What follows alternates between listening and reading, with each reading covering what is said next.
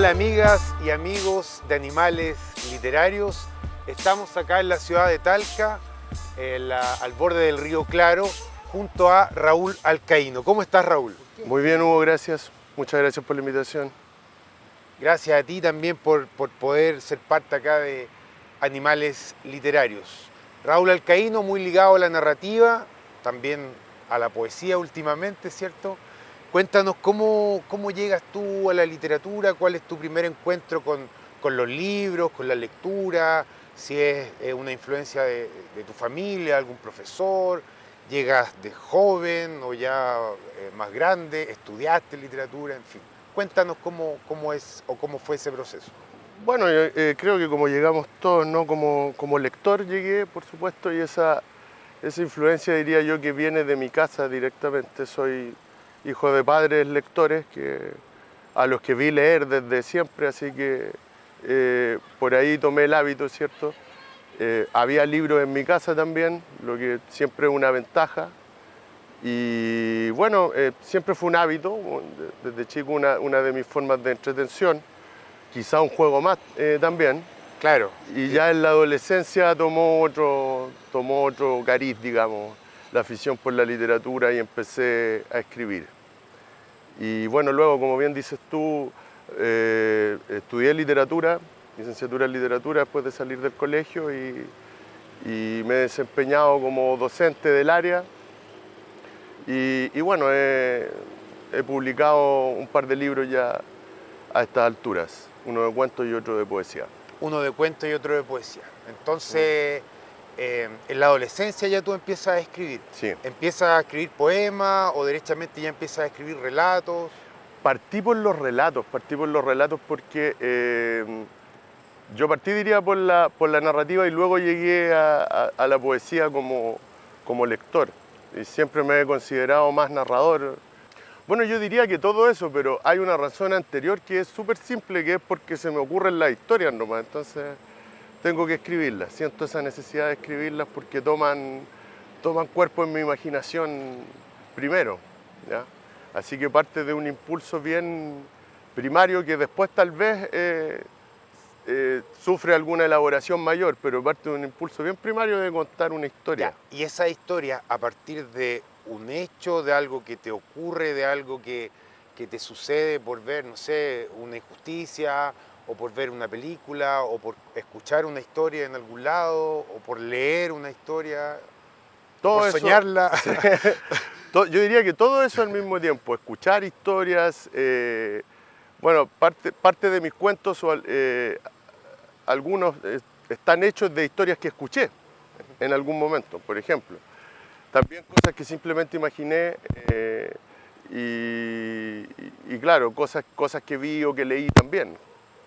Entonces es una mezcla de todo, de todo aquello que tú nombraste, diría yo. Y en el proceso creativo, tú más o menos lo haces, tienes un horario, tienes un método determinado, hay lapsos en los que no escribes, por ejemplo, o existen momentos en los que de una escribes un relato, por ejemplo, y después lo editas, o te demoras más tiempo, dejas depurar, por ejemplo, la obra, así como que repose y después vuelves. ¿Cómo lo hace ese proceso más o menos, el método? Bueno, trato de escribir cada vez que puedo, de preferencia en las mañanas, pero no siempre tengo esa posibilidad. Claro que he pasado por periodos más o menos largos sin escribir porque no he tenido tiempo suficiente. Pero claro, cuando tengo todo el tiempo a mi disposición o gran tiempo a mi disposición, trato de emplearlo todo escribiendo la mayor parte de él. En el caso de los relatos, particularmente sobre su elaboración, trato de terminar el primer borrador de una sentada, digamos. Ya, que no se te vaya la historia. Exacto. Hay cuentos donde es más importante el argumento, otros en los que no tanto. Por cierto que el argumento es una parte importante, pero en verdad trato de que esté todo bien equilibrado, lenguaje, argumento, otro tipo de símbolos. Descripción, ambientación, poesía, cuando es necesario, claro. Claro, las figuras que haya también en la escritura. que estén equilibradas con el relato y que al final resulte un todo lo más armónico posible. Claro, perfecto. Seguimos acá en Animales Literarios por las pantallas de Canal 30 Multicom desde la ciudad de Talca, acá en el balneario del Río Claro. Seguimos acá conversando con Raúl Alcaíno. Raúl, tú eres de Talca, Sí. ¿cierto? Nacido y criado acá en la ciudad de Talca. Sí. ¿Cómo afecta o cómo influye, digamos, el territorio o el paisaje o la ciudad, ¿cierto?, en tus relatos? ¿Existe alguna influencia? En general, tus relatos por lo general son atemporales, eh, no precisan un lugar determinado, por ejemplo. A ver, bueno, yo diría que el territorio siempre tiene una incidencia en la escritura, pero depende un poco de la forma en que el autor procesa esa incidencia. La puede procesar mediante la representación directa, o sea, escribir Claro. desde el lugar y la circunstancia en la que él vive, hacer una representación indirecta en la que ese lugar tal vez no se ve a primera vista, o simplemente no representarlo. Yo diría que hasta el momento lo he procesado de las tres formas. Quizás en espejismo es más visible la última. Claro. El foco sale de Chile en varios de los relatos. Y quizás de manera más directa en La huella y la cascada, el volumen de poemas.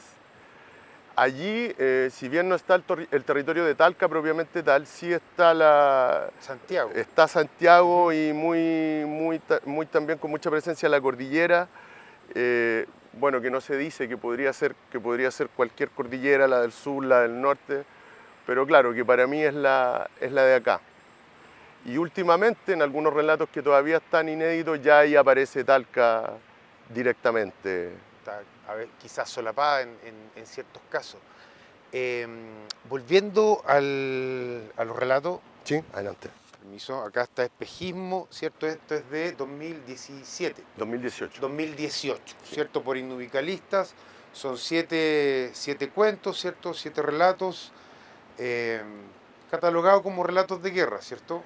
Sí, la mayoría de los relatos tienen esa temática y fueron agrupados de acuerdo con ese criterio. Claro, pero como bien conversábamos, no son batallas, ni tampoco cómo se manejan los estrategas, sino que es cuando los soldados quedan a la intemperie, deambulando en un desierto, ¿cierto? Cuando una guerrilla está en la selva, ¿cierto? También perdida, encontrando a un prisionero, suponiendo, digamos, quién es. Eh, ¿Cómo ves tú estos lugares, estos contextos, esta soledad, digamos, esta carencia que también deja la guerra, estos chicos que están en las Malvinas también solos, deambulando, finalmente,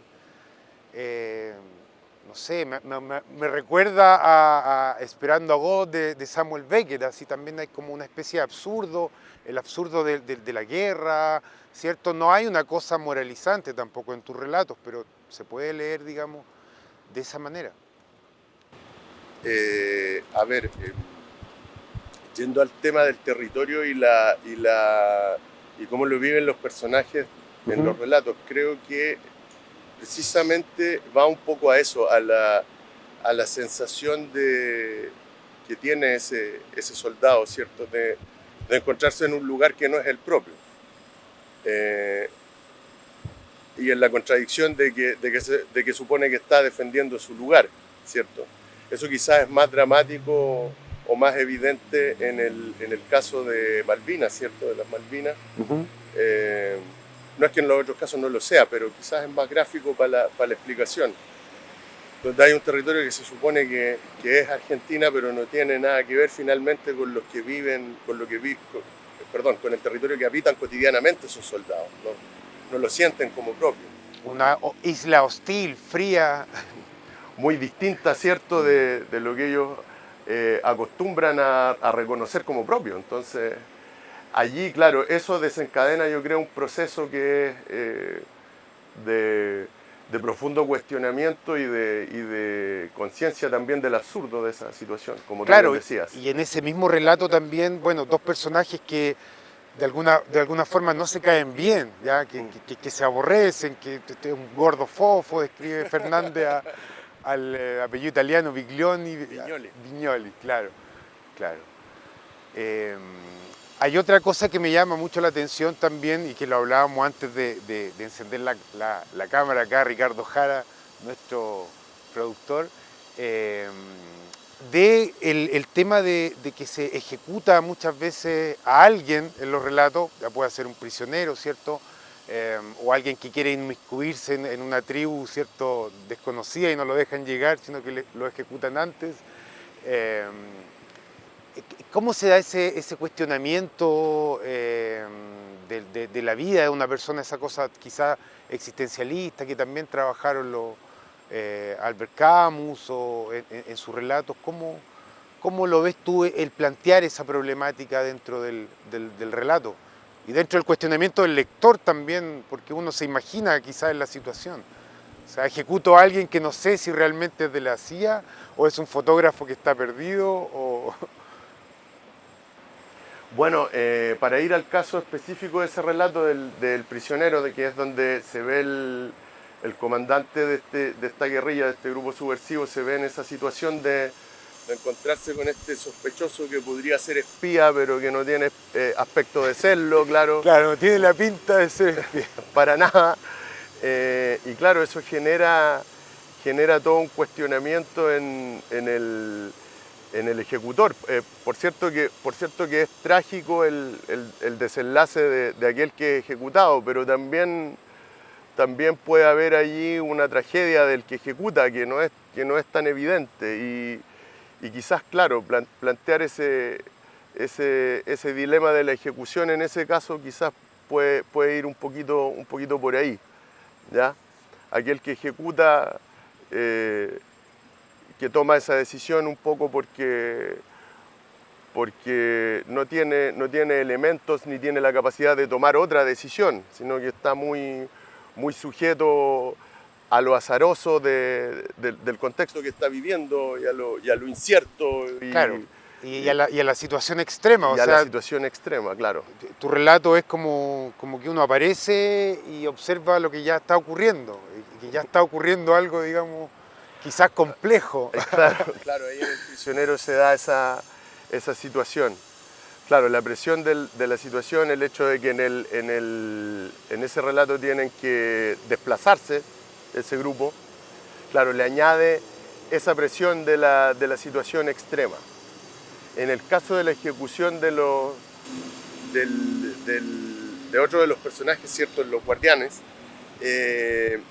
ella, claro, tal vez puede que tenga otra naturaleza u otra forma de explicarse, que tiene que ver más ya con la tragedia del ejecutado, por decirlo así, y que claro, es ejecutado además de una manera subrepticia, no evidente, una ejecución que no parece para nada una ejecución, pero que finalmente lo es. En el fondo es una ejecución, claro. Oye, y creo que maneja muy bien el tema también de la descripción, ¿ya? Bueno, de la descripción topográfica y en general de mostrar la imagen, ¿ya? De lo que ocurre en los distintos lugares. Tus relatos, como ya conversábamos, no se desarrollan en el Maule, sino que en distintos lugares del planeta. ¿Cómo lo haces? ¿Ves películas, documentales sobre esos lugares? ¿Los buscas en internet, como lo hacía Bolaño, por ejemplo? ¿O has estado en alguno de esos lugares? ¿Conocimiento teórico o empírico? ¿Cómo? A ver, déjame pensar de los relatos. Bueno, en algunos lugares he estado efectivamente en el desierto de Atacama, he estado en la selva también, de Sudamérica, ¿no? En otros, por supuesto que no he estado nunca en el Medio Oriente, por ejemplo, ni en España.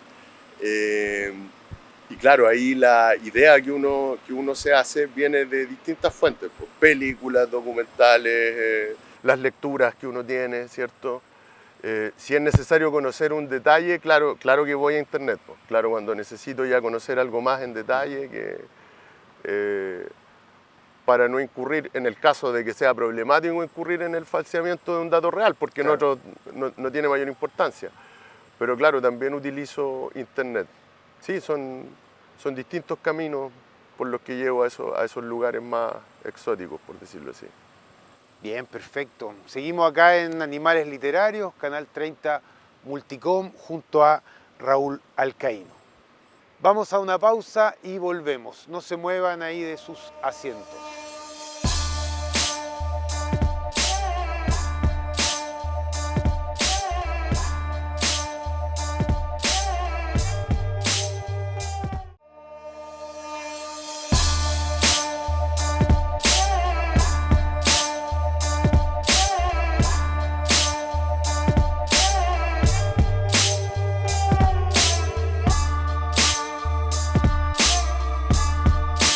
Seguimos acá en Animales Literarios por Canal 30 Multicom desde Talca, acá cerca, ¿cierto?, del Río Claro, nuestra hermosa Alameda acá en Talca, junto a Raúl Alcaíno conversando de literatura. Raúl, ¿tú piensas en el lector cuando escribes o cuando editas, por ejemplo, cuando estás en ese proceso, en algún sentido como para guiarlo en el relato, para hacerle quizás más entendible el relato, o quizás piensas en un lector ideal, como por ejemplo tú, quizás escribes los cuentos que a ti te gustaría leer? ¿Cómo lo ves eso? Sí, bueno, sin ninguna duda escribo los cuentos que a mí me gustaría leer también, pero al mismo tiempo siempre estoy pensando en el lector y creo que uno debe tener en cuenta en el momento de escribir eh, justamente esa noción que solemos llamar lector ideal, ¿cierto? Ujú. Para no dar ni mucho ni muy poco, ¿cierto? Ni muy pocos indicios, ni muy pocas señales, ni tampoco excedernos, ¿cierto? Explicar todo en este Explicar sentido. todo, sí. Muchas veces uno en un principio comete ese error, tiende a explicar las cosas más de una vez, pero claro, eso se va luego puliendo con el trabajo de corrección, se va depurando ese aspecto entre otros.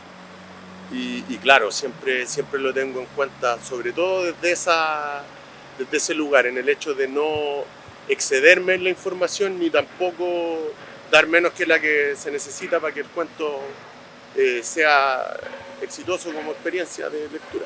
Claro, el relato tiene que tener también cierta incógnita, ¿ya? Ese momento donde nosotros buscamos, el lector completa Exactamente. lo que ocurrió.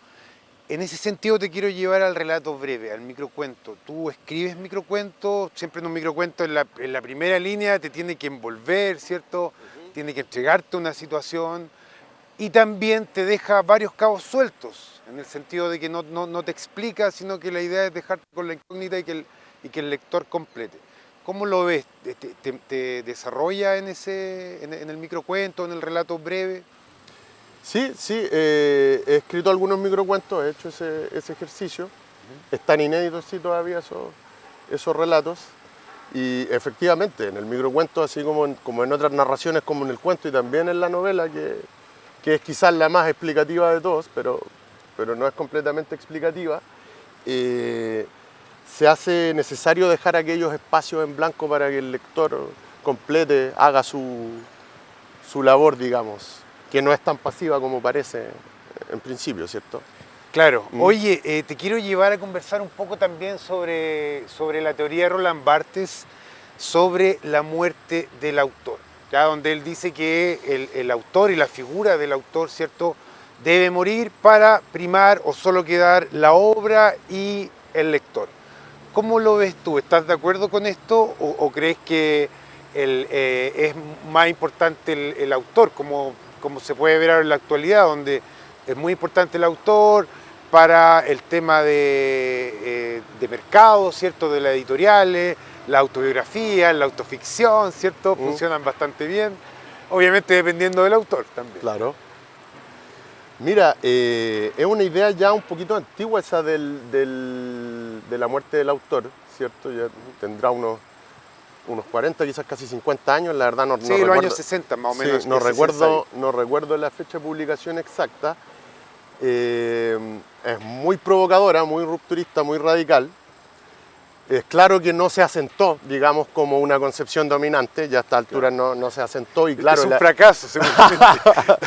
Sí, podría leerse así, ¿cierto? Como una especie de fracaso teórico, porque claro, los ejemplos que hablan de eso son múltiples, como bien mencionabas tú, la autoficción, o sea, en la actualidad el autor más que superado parece incluso intensificado, ¿cierto? Devenido personaje por toda esta... último boom, podríamos decir, de la autoficción y su predominancia en la escena literaria, al menos chilena, pero me parece que excede eso, que por lo menos se extiende al ámbito hispanoamericano y quizás más allá incluso. Claro. Pero aún así, a pesar de que eso pareciera a primera vista, yo creo que nos deja de tener razón en ciertas cosas Barthes. El hecho de querer explicar la obra por la biografía del autor es algo que yo, al igual que Barthes, no comparto. Claro, es necesario explicar la obra. Por ejemplo, Además, un amigo por un día eso. me dijo, Sí. es necesario, un amigo me dijo, oye, vi una película de David Lynch y no entendí nada. Impecable, le dije, si la película no está hecha para que la entiendan, o sea, es vivir la experiencia. Me pasa lo mismo con los relatos, con los poemas también, que los críticos buscan explicar, como bien dices tú, a partir de la biografía del autor. Pero ¿es necesario explicar la obra o básicamente es una experiencia? Me refiero en general no solo a la literatura, también al arte, al cine, a la pintura. Yo creo que no es necesario, pero tampoco es siempre ocioso explicarlo, intentar una explicación. Y en ese sentido, bueno, hay explicaciones que son mejores que otras, hay explicaciones que son más interesantes que otras, etc. Pero claro, si nos planteamos desde el punto de vista de la necesidad, claramente no. Claramente no. Y la experiencia estética para unos podrá precisamente basarse en esa inexistencia de explicación y para otros será más necesario racionalizar. No lo sé, dependerá yo creo del lector y de lo que busque él en la obra. Pero claro, si lo pensamos de la necesidad, no, efectivamente creo que no existe ninguna necesidad de explicarla. De explicar, claro. Oye, para ir cerrando más o menos este bloque y pasar a la lectura de tu cuento y de tu poema, ¿qué consejo le podrías dar tú? ¿De qué forma podrías motivar a nuestros televidentes, cierto, que están ahí en sus casas, que escriben, que leen, que a lo mejor quieren comenzar a escribir, que ya llevan escribiendo años, que a lo mejor nunca han publicado, que tienen miedo, que lo ven como un juego, que lo están tomando como algo serio? ¿Qué les aconsejarías o de qué forma los motivarías?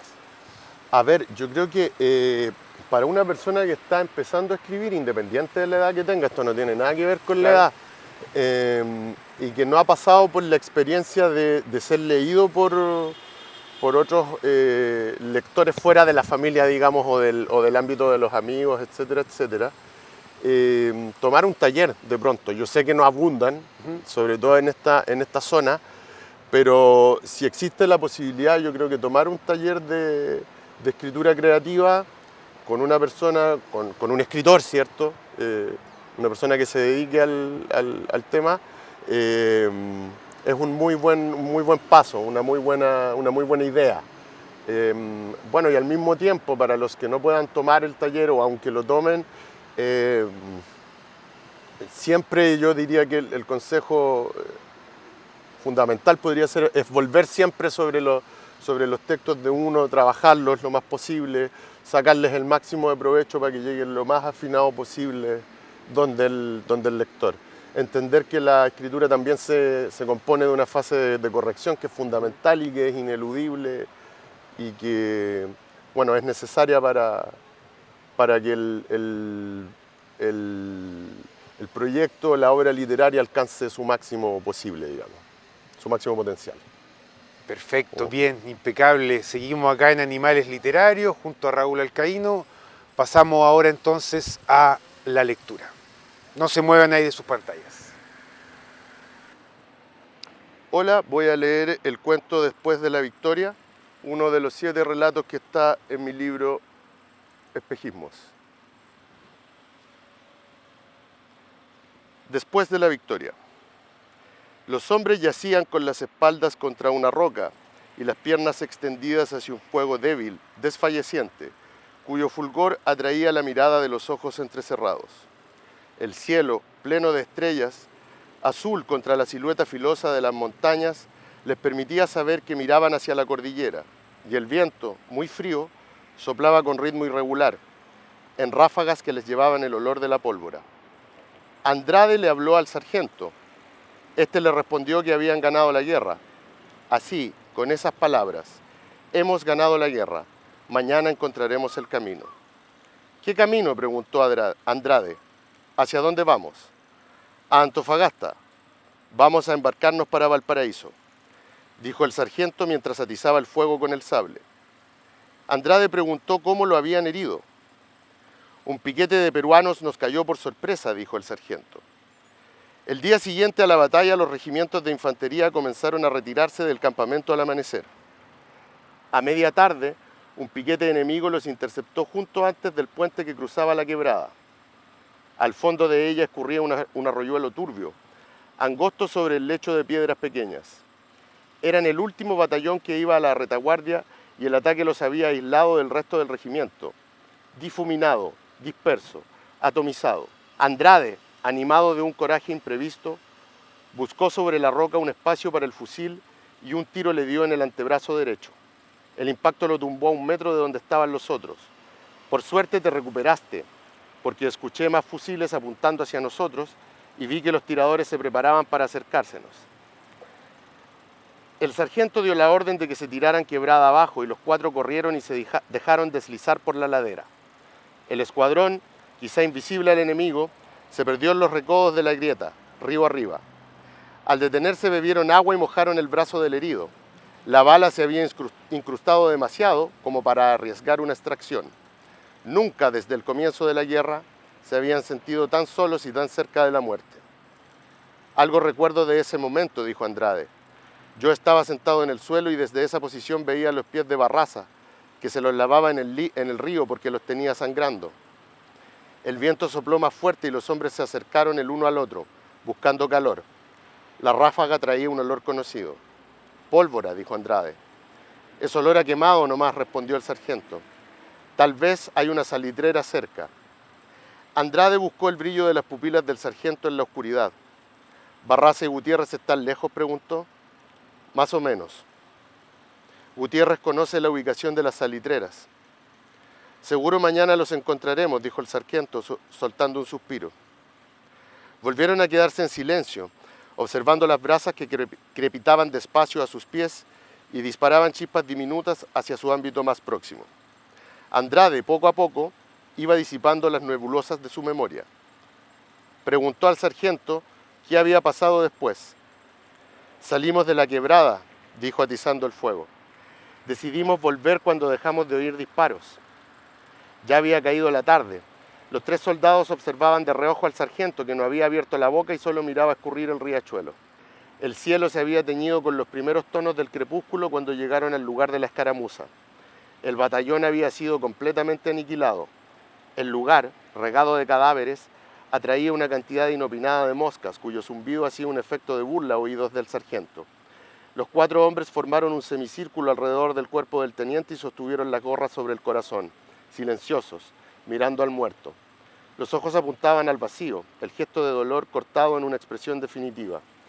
Un hilo de sangre a medio secar aún brillaba extendido por la mejilla entre la comisura y el lóbulo de la oreja.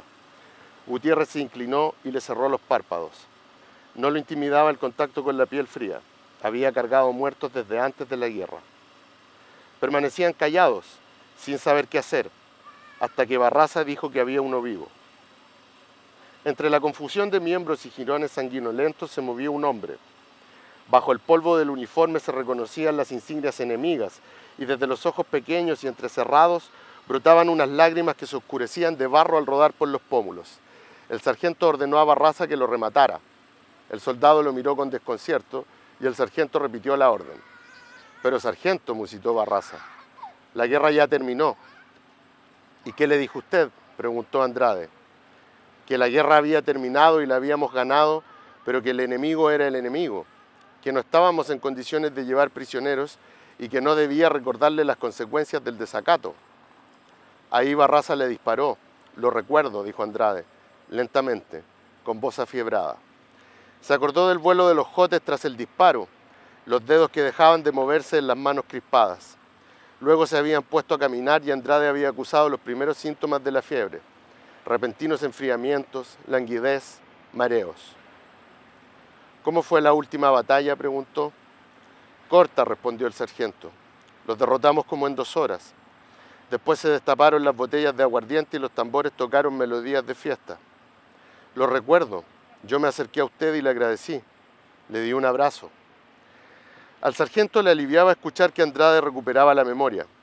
Había aparecido el general Baquedano, terciado el pecho de condecoraciones, el rostro satisfecho bajo el bicornio.